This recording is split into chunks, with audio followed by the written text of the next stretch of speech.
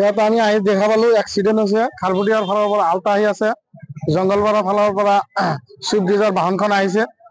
তাৰপিছত যিটো এক্সিডেন্ট হোৱাৰ ইয়াত যিটো আমি দেখা পালো 100% দোষটো আল্টাৱালা।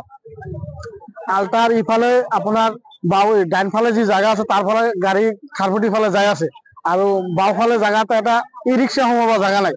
মোৰ এনেকুৱা লাগি আছে যে আল্টাৱালা গেপদাৰী কৰি এই এক্সিডেন্টটো দুৰ্ঘটনাটো সংঘটিত কৰিছে। ইয়াত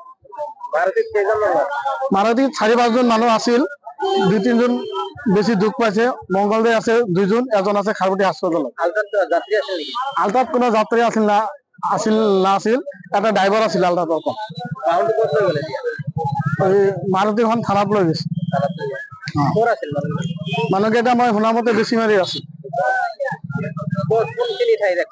এইখিনিতে। এইটো নিজ নাৰাজান।